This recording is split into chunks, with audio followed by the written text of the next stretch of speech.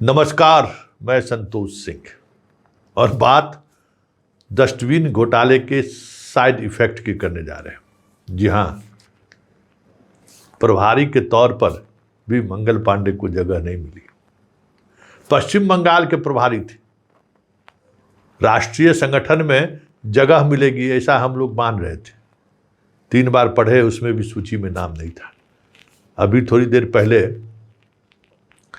2027 में 7 राज्यों में चुनाव होना है। उन 3 बड़े राज्यों के प्रभारी की घोषणा कर दी गई है, यूपी, पंजाब और गुजरात। उस सूची में भी मंगल पांडे कहीं नहीं है। मतलब साफ है कि मंगल पांडे अब एक विधायक के तौर पर बीजेपी में ये इनकी आखिरी पाली है, ऐसा संकेत हाल के दिनों में घटित घटना से समझा जा सकता है कि भाई अब इनका खेल जो है सो खत्म है। अब पश्चिम बंगाल के प्रभारी, अब वहाँ कोई चुनाव थोड़ी है, खेल खत्म है वहाँ भी। तो क्या डस्टबिन की पूरी स्टोरी मंगल पांडे के डस्टबिन में जाने तक ही सीमित रहेगा या फिर ये चीज़ें दूर तलक जाएगी? क्योंकि डस्टबिन वाली खबर का 1 सप्ताह आज पूरा हो गया। न सरकार, न स्वास्थ्य विभाग और ना ही मुख्यमंत्री सचिवालय इस पर कोई आधिकारिक बयान जारी किया है, न सूचना एवं जनसंपर्क विभाग। हाँ, हमारे कुछ मित्र जो हैं एक अधिकारी के हवाले से खबर जरूर चला रहे हैं, और वो आधिकारिक न तो आधिकारिक तौर पर कोई प्रेस रिलीज जारी किया है और ना ही किसी मीडिया को बाइट दिया है। लेकिन सरकार के साथ खड़े दिखना है, सरकार को बचाए के रखना है। कोई जाति के चश्मा से चीज़ों को देख रहा है तो कोई भक्ति भाव में चीज़ों को दिखा रहा है कि इस प्रदेश में चारा ही घोटाला है, बाकी घोटाले का कोई मतलब नहीं है। तो वो चीज़ें बचाए रखने की कोशिश होती है। वो तेजस्वी से सवाल करते हैं कि डस्टबिन घोटाले पर तेजस्वी क्यों चुप है। बात समझ में आ रही है ना? तो जो लोग डस्टबिन घोटाले में तेजस्वी से सवाल कर रहे हैं, वही लोग एक अधिकारी का गैर आधिकारिक बयान के सहारे इस पूरे घोटाले पर को तथाकथित घोटाले घोषित करने में लगे हुए। करिए, उससे मतलब नहीं है। मेरा जो अभियान है वो जारी रहेगा और इस अभियान में पहला विकेट मंगल पांडे का गिरा, यह साफ दिख रहा है। मंगल पांडे स्वास्थ्य मंत्री के रूप में जो उन्होंने जो काम किया है, जिस तरीके से काम किया है, कह सकते हैं कि उसकी सजा उनको मिल रही है। और केंद्रीय नेतृत्व ने जिस तरीके से उनको उपेक्षित किया है, सब कुछ सामने दिख रहा है कि क्या स्थिति उनकी हो गई है। लेकिन सवाल ये नहीं है, सवाल ये है कि डस्टबिन, हम बार बार कहते हैं, ये डस्टबिन सम्राट की सरकार के लिए कह सकते हैं कि मुश्किल भरा कर समय ला सकता है। क्योंकि सिर्फ डस्टबिन ही नहीं है, ये बात अब आगे भी बढ़ रही है। कई तरह की चीज़ें सामने आनी शुरू हो गई है। कई विभागों में जो खेल खेला जा रहा है, वो खेल अब दिखने लगा है। इसलिए आने वाले समय में ये चाहते हुए सरकार की भाई डस्टबिन को लेकर अभी मीडिया में खबर चल रही है, धीरे धीरे खबर चलनी बंद हो जाएगी, हमें जवाब देने की ज़रूरत नहीं पड़ेगा। लेकिन निशांत की चुप्पी संदेह पैदा कर रहा है।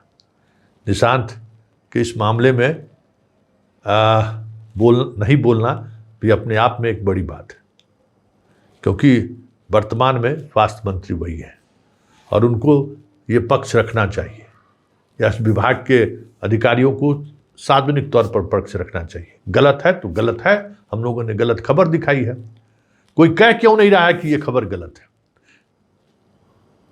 कोई ये क्यों नहीं कह रहा? हाँ, नीलेश देवड़े से हमारी बातचीत हुई है, उनसे 1-2 दिन में हमारी मुलाकात होगी। वो कुछ अपना पक्ष रखना चाहते हैं।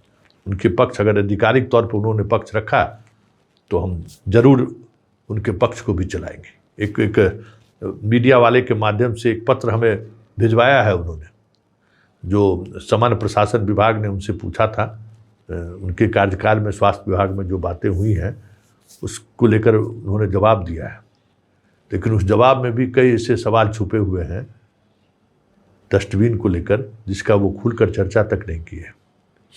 मुलाकात होगी, जल्द होगी और तमाम बिंदुओं पर उनसे बातचीत भी होगी। हम पक्षकार हैं, सबका पक्ष सामने आए, हमारी कोशिश यही रहती। हम किसी के व्यक्ति, किसी के संस्था के हम पक्षकार नहीं हैं, हम जनता के पक्षकार हैं। इसलिए जिन पर आरोप है, जिन पर आरोप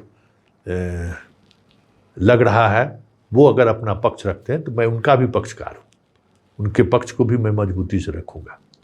और जो भी रखना चाहते हैं, हम तो बार बार कहते हैं कि भाई हम घोटाला नहीं कह रहे हैं, हमने कभी नहीं अपनी स्टोरी में कहा है कि ये डस्टबिन घोटाला है।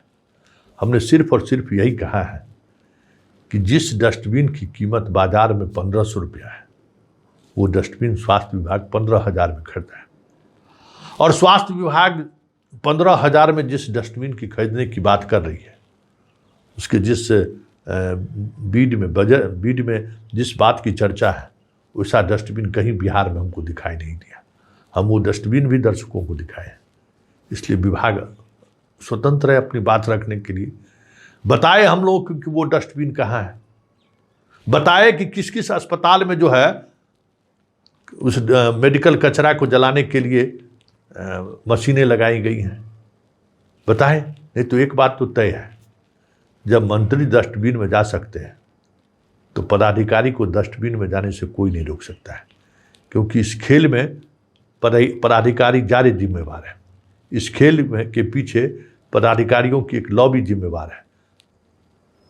देखिए कब तक बचते हैं वो लोग, कब तक उनको बचाया जाता है। मंत्री के तौर पर तो मंगल पांडे की विदाई हो ही गई थी, अब डस्टबिन में विश्वाहा हो गए वो। जिस तरीके से संगठन में उनको बताई, जिस पर इतना भरोसा, कई बड़ी बड़ी जिम्मेवारी बीजेपी ने दी थी उनको। पश्चिम बंगाल का प्रभारी का मतलब समझते हैं?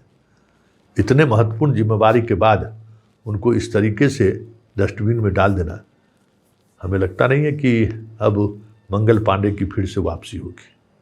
तो जो स्वास्थ्य विभाग और स्वास्थ्य मंत्रालय में रहते हुए उन्होंने जो स्वास्थ्य बनाया है, अब उसी स्वास्थ्य का लाभ ले। दिखता तो कुछ ऐसा ही है। वैसे राजनीति में कुछ भी अस्थायी नहीं होता, समय के साथ चीज़ें बदलती रहती हैं। तो ये चीज़ें भी बदलती हुई आने वाले समय में दिख जाए। मंगल पांडे की भी वापसी हो सकती, कई लोगों की वापसी हुई है, लेकिन इतना तो तय है कि डस्टबिन में पार्टी ने तो उनको डाल दिया है।